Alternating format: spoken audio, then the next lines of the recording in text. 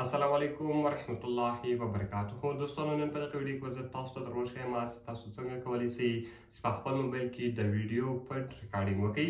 دوستانو که چیرته تاسو غواړئ چې تاسو ته له چا څخه پټ ریکارډینګ وکړئ، د ویډیو ریکارډینګ وکړئ، دوستانو دغه تاسو څنګه کوئ. دوستانو ستاسو موبایل به لاک وي، یعنې هغه ته به دا رقم ته معلومیږي کله ستاسو موبایل چې لاک وي خو بیا به هم د ویډیو ریکارډینګ شروع وي. نو دوستانو په دغه ویډیو کې به زه تاسو ته دغه طریقه درښیم. دغه ویډیو له موږ سره تر پایه وګورئ او ویډیو خامخا درسره لایک کړئ، له خپل دوستانو سره خامخا شیر کړئ او د دغه ته نورو ښایسته ویډیوګانو لپاره زموږ چینل خامخا سبسکرایب کړئ. نو دوستان نور وخت نه خمه زه د ویډیو طرف ویډیو شروع کوو.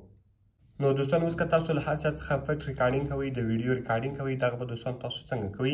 دې لپاره به دوستان تاسو راسئ په خپل موبایل کې به یو اپلیکیشن ډاونلوډ کړئ. د دغه اپلیکیشن لینک ما تاسو ته د ویډیو په ډسکرپشن کې او په اول کومنټس کې درکړی ده، له هغې څخه تاسو ډېر په اسان طریقه سره کولی شئ تاسو دغه اپلیکیشن ډاونلوډ کړئ. کله چې دوستان تاسو دغه اپلیکیشن ډاونلوډ کړئ، دغه رقم دوستان تاسو په ګاټ اډ باندې کلیک وکړئ او دغه رقم دوستان دغه تاسو ایکسپټ کړئ. کله چې دوستان دغه تاسو ایکسپټ کړئ، کوم پرمیشنان تاسو څخه غواړي هغه ټوټل پرمیشنان به دوستان تاسو په خپل موبایل کې الاو کړئ. نو کله چې ګور دوستان هغه پرمیشن تاسو الاو کړئ، هغه کوم دوستان تاسو په سٹارټ بټن باندې کلیک وکړئ. ګور دوستان اوس په سٹارټ بټن باندې ما کلیک وکړئ، اوس ریکارډینګ شروع ده. اوس ما په موبایل کې ریکارډینګ شروع ده دوستانو. اوس که چیرته دوستانو زه موبایل لاک کړم، ګور دوستانو اوس ما موبایل لاک کړی ده او دغه رقم دوستانو بیرته زه خپل موبایل لګوم. کله چې ګور دوستانو زه خپل موبایل ولګوم او دغه رقم دوستانو اوکې بټن ووهم، دا کوډ ما خلاص کړئ او بیرته دوستانو زه هغې اپلیکیشن ته راسم. دغه دلته دوستانو زه سټاپ کړم. دغه رقم ګور دوستانو زه راځم ګیلري ته. کله چې دوستانو تاسو په دا ګیلري باندې کلیک وکړئ، نو دوستان کله چې تاسو په ګیلري باندې کلیک وکړئ، کوم ایډز سره او هغه ایډز به دوستان تاسو کلوز کړئ. اوس ګور دوستانو دغه ریکارډینګونه دلته ما وکړو. دغه رقم ګور دوستانو زه راځم په دغه اول ریکارډینګ باندې کلیک کوم.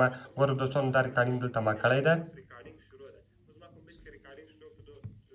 دوستانو اوس که چیرته دوستانو زه موبایل لاک کړم، ګور دوستانو اوس ما موبایل لاک کړی ده او دغه رقم دوستانو بیرته زه خپل موبایل لګوم.